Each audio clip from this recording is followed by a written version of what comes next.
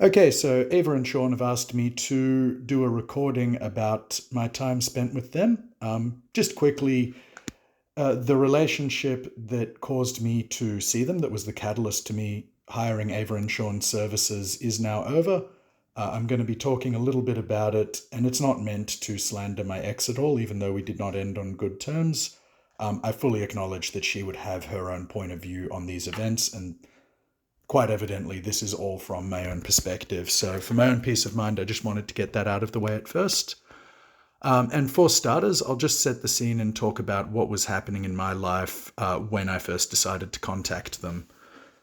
So, I was with my ex partner, and for the first 6 or 7 months that I was with her, I felt a bit inferior to her. I didn't feel like I was good enough to be with a person like this. So she was quite together in her life, very good looking, a scientist, um, seemingly a very confident person as well.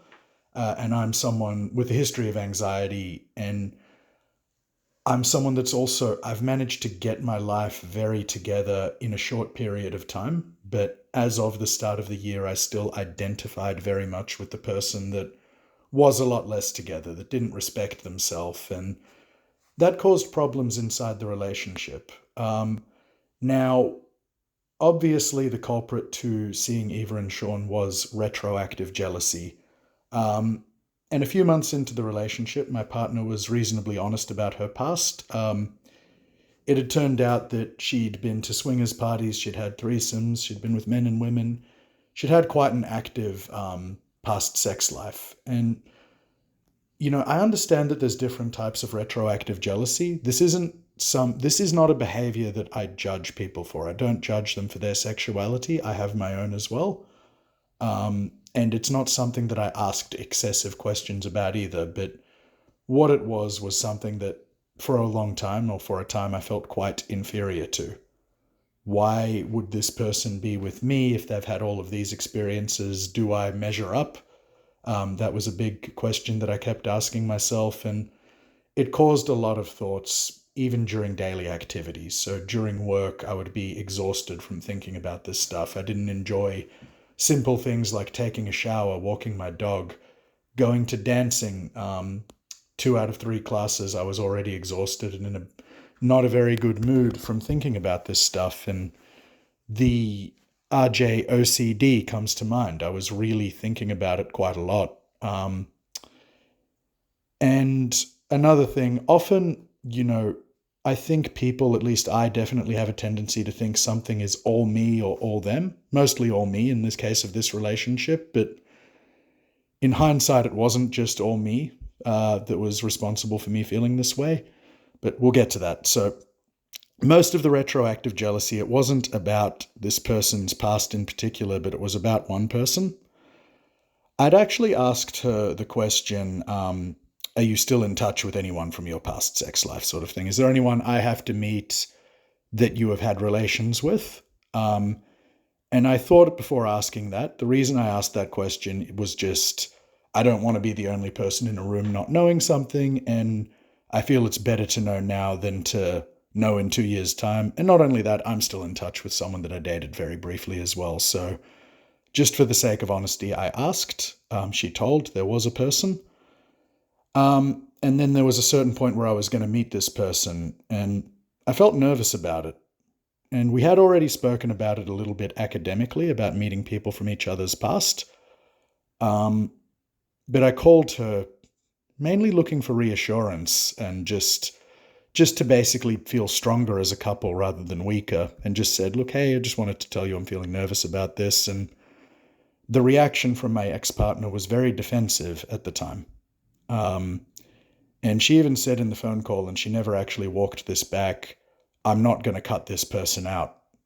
Which, to this day, I mean, this is what makes me absolutely certain, and it wasn't until I spoke with Sean that I realized this, that it wasn't just me, that it wasn't just all my insecurity that had bad things in my head, that her reaction was quite defensive, and that I think being met with that sort of reaction, because I would never ask someone to cut their friend out. That's not my goal at all. It does promote some insecurity in the relationship. So, but fast forward ahead, that's not quite when I spoke about Eva and Sean. That phone call was left. I didn't end up meeting that person at that time. And it became a little bit of a point of contention in the relationship. You know, his name would be mentioned sometimes. I didn't love it. But we went on anyway. And it was quite a turbulent relationship aside from that. But a few months after that, probably 2 or so months after that, it was actually revealed that her past with this person, she'd initially said it was one thing, just one threesome with him and his partner. It was actually more substantial than that. And I do acknowledge that it's not necessarily my business what my partner's past was, but at the same time, I also believe that that information is going to have an effect on some people if they hear it. So that was revealed to me quite offhandedly. And later on that night, she actually shamed me quite a lot for the way that I reacted to it. You know, his name was mentioned that night. I just sort of went, oh, whatever, just sort of dismissed it. And she berated me for it later on that night. And I would have to say that that's the most ashamed, embarrassed, and small that I've ever felt in a relationship. That was actually a really low moment for me, because I should also say I didn't like having these feelings, right? I mean, if I could have just wished away these thoughts, if I could have not cared, if I could have stopped thinking about them, I would have, but I couldn't help it. And the way my partner was about it, and this is only in hindsight, was not very helpful either. Not that it was on her to stop those thoughts for me, but the defensiveness about it made me feel like it wasn't something that I could ever bring up with her or talk to her about, regardless of how I did it. Because I should also point out, even in hindsight, I was never disrespectful about it. I never judged my partner about this. And I acknowledge then, as I acknowledge now, that a lot of these feelings were on me and they were on me to deal with. But it was that moment which was the catalyst to me speaking to Eva and Sean, because I really wanted to get over those thoughts and feelings. It was really hamstringing me in life. It was distracting me from a lot of the good things I had going on. In spite of being in a turbulent relationship, in spite of having retroactive jealousy and these insecurities, I'm a person that's come a long way in life. I do jiu-jitsu, I go to dance classes, I enjoy my job, I have very good friendships, I have a dog that I love a lot. I had a lot to live for, and I wanted the relationship to work at the time as well, but these thoughts were seriously harming me and my mental health and my mindset and all sorts of things. And so I looked up what this retroactive jealousy thing was, and pretty quickly on YouTube, I saw Eva's talking head describing retroactive jealousy in all sorts of forms. One way, another way, another way. And straight away it was, oh my God, this is actually a thing. I'm not alone. You know, and hell, some people even suffer it worse than I do. Eva seemingly even suffered it worse than I do. And one thing led to another. I actually ended up clicking on her About Me and contacting them both. And I'd have to say, so the first sessions, I've had sessions with both Sean and Eva. The initial sessions with Sean, one thing that really stands out to me about this whole experience is how little you end up talking about your partner or retroactive jealousy. I mean, you do talk about it, it is part of it, but very quickly you realize that these thoughts and feelings, they come from somewhere else. It wasn't about my ex-partner. It wasn't about the person she'd had relations with. It wasn't about her past. It was about me, and why do I have this inferiority complex, and where does it come from? So the initial session that I had with Sean, there was a long time of talking. And Sean and Eva are not the same person. I respect these two people a lot. I love the work that they do, and I could not recommend hiring them enough if you're on the fence. They are different people. Sean is like me. He likes to talk a lot. So we spoke for something like 3 or 4 hours, and he was asking me deep dive questions. And that's when I first started to realize, like, my partner wasn't necessarily acting in total good faith in the relationship either. And, you know, it's something I can forgive her for. You know, she volunteers some information to me and I react in a way that's not desirable. I can understand why that's not great for her. But at the same time, I felt that shaming me in the defensive reactions wasn't great behavior either way. But it was reassuring to know that some of these issues I was feeling weren't even necessarily retroactive jealousy. It is a problem in a relationship if you can't discuss these things on an even keel.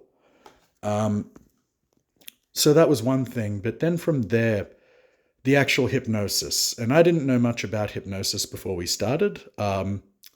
Sean did hypnotize me, but before doing it, he had to get to know me and understand what it was that I needed or what my goals were. And I didn't understand much about hypnosis going in. I know that Mike Tyson was hypnotized at a young age to make him the warrior that he was early on. I'd heard some things about it that I was a bit skeptical about. I'd seen it in movies. But the way it was explained to me, and this is, look, I'm by no means a health professional or qualified in this area, but my understanding of it is there's a lot of thoughts and feelings that can give you anxiety when you think about it. And when you get anxiety, when you feel fear, you can go into fight or flight, and you're not navigating those thoughts logically at all. You're not being centered, you're not loving yourself. And with that, they sort of stay there. They're never examined with a critical eye. And what hypnosis is putting you in a state to where you're completely relaxed, and then you can start with some of those thoughts and examining them a little bit better and being open to certain suggestions. And then you realize certain things. So I realized quite quickly with one of my hypnosis sessions with Sean, oh my God, me not feeling like I'm good enough. It comes from growing up with dyslexia as a kid and not understanding how to read or write until I was 10. It comes from not making the lacrosse team at 15, which I actually would consider my first real heartbreak in life. It wasn't a woman, it was a sporting team, not making a sporting team. It was all sorts of events that had happened to me when I was much younger. And instead of sort of saying, well, okay, a lot of people are born with dyslexia, I can read now. It was tough at the time, but I pulled through. Because that anxiety when thinking about that sort of thing continues, and because the amygdala has no memory, it shapes the way we are as adults. Instead of saying, well, look, I didn't make the lacrosse team at 15, but since then I've achieved a lot of other things. I've had other successes in life. I have not touched a lacrosse stick in 15 years. Those thoughts can still come back. And the manifestation of those thoughts was retroactive jealousy. And so I went through those sessions with Sean, and it also included him sending me a recording, a hypnosis recording that I listened to nightly. And it really helped. It helped my self-confidence and everything. For probably 3 or 4 weeks, I felt great, but I ended up relapsing, and this can happen. And in hindsight, I blame it on the situation I was in at the moment. So, full disclosure, right now I feel fantastic about myself. In hindsight, I think when you're healing from something, you need to be in an environment that allows that healing to take place. You can't be getting re-triggered constantly. And the relationship I was in, unfortunately, through no fault of my own or even my ex-partner's, she's someone that has issues like I do. We just weren't right for each other, and there were ways that I was being re-triggered by this person, and it did cause a relapse. It did cause arguments that almost led to breakups, and that's what led me to hiring Eva after I had hired Sean. And this, I mean, it could have been in a separate order. I could have hired Eva first, then Sean. This is by no means one is better than the other. But I have to say, so Eva, I found quite inspirational because after relapsing, I was quite down in the dumps, right? I mean, I'm someone that had had these overthinking thoughts for a very long time, and I felt very defeated by them. I've accomplished all of these things. I've changed my life. I've finally got a girlfriend that at the time I thought was just, amazing, so beautiful, so intelligent, and I am not allowing myself to relax into the experience. I'm not feeling worthy of it. Why am I doing this? Is this destiny? Is this the way I'm going to be forever? I was not feeling very good at that point. But I have to say I found Eva quite inspirational because she was someone that had been through exactly what I had gone through as well. arguably even worse with some of the symptoms and for longer. And she never had to tell me I don't experience these things anymore. You could just tell. You can talk to Eva and you can tell that this is not a person that places a great amount of emphasis on other people's opinions of her. And this is not someone that's troubled by her partner's past or anything like that. And just the fact that someone had been there where I was and had gotten out of it themselves, and now this person was talking to me over Zoom, strategizing ways of getting out of it, it was quite an inspiration for me. It was quite a North Star, so to speak. And so we spoke a bit. There was less talking with Eva than Sean. It was still very to the point, very efficient. And we did the hypnosis. And the hypnosis back and forth with Eva was actually involved me talking back to her, which was very interesting to be in that state. And in hypnosis, I mean, it's hard to describe the state that you're in. I recall my head feeling really heavy and I was unable to open my eyes, and that's when the deep dives really happened. And after that, Eva prepared a recording for me, which I listened to. And that helped as well. I would have to say since then, and it's been probably 6 to 8 weeks since we did that, I have not relapsed. And the end goal of it, which is very interesting, is actually you start preparing your own recordings. So I'm actually on my second one at the moment. So you listen to each recording for a month or so, where every night before bed, you listen to a recording of yourself, essentially hypnotizing yourself. There's a script for it as well. And then afterwards giving yourself suggestions for yourself that you prepare. And at first, when I heard this, I was thinking, oh, listening to myself and recording, that's a bit weird. I mean, I like talking, but it seemed a little bit far out. I had a bit of resistance to it. But as soon as I did it, it occurred to me very quickly that no one knows what you need to hear more than you do. And, after doing all these deep dives, these hypnosis and a lot of the homework that they give, and that's another thing, if you hire Eva or Sean, yes, they will talk to you. Yes, they'll email you, but most of it is the work that you need to do for yourself, which is the same with anything worth doing in life, really. But after all of that self-analysis, you know what you need to hear. So I know that I need to hear things about not necessarily putting too much stock in other people's opinions of me, in not overthinking certain things, in being more relaxed and in the moment while dancing, in understanding my value as a friend, as a potential partner, as a human being, all sorts of things like that, and more specific stuff to life, which I won't necessarily go into. And it is absolutely crazy, but it works. So, for example, I mean, one of my values is I really pride myself on being able to be there and show up for my friends if I have capacity to. I believe that you are the top 5 people that you spend most time with in life, and that to have quality people around you, you need to be a quality person yourself. So I place a lot of emphasis on my relationships, on the idea of community, and I've included that in my hypnosis. And there were ways that I just found myself acting on those values without even consciously thinking about it. And it wasn't until hindsight that I thought, like, maybe I would have acted like that before, but I don't know if I would have just done it like that. I might have stopped and thought, but no, if a friend of mine is in trouble, I will go to help them. Right? I mean, in whatever form I believe they need. And it's not a savior complex. It's not anything like that. It's just, I want to be reliable for people. And that's just one example. There are a lot of other examples, but really, and this is the crux of it, I know peace now. Some thoughts do come in. I won't lie.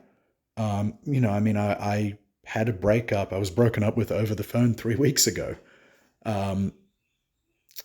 So, that does have some residue effect, but overall, I feel more at peace now than I probably have before in my life even, or at least more consistently. I feel good about myself. I feel good about who I am. And even if some of these thoughts come back, even if I do relapse, I feel like I have the tools to be able to deal with it now. And that is thanks to Eva and Sean. So I have a debt of gratitude to them for that. And I've recommended them to other people as well. So if you're still listening to this, thank you. But just take this as an absolute recommendation. If you're on the fence about hiring their services, if any of the things that I have said sound familiar to you, being plagued by thoughts that you don't want to be plagued with, that are not productive, but seemingly being unable to get rid of them, give Eva and Sean a contact, hire them. It was worth the money for me. So that's my story for now. I hope it didn't run on too long, but I really appreciate those two and everything they've done. And to the rest of you listening, I really hope that you can pull through as well and lead a good life. Thank you.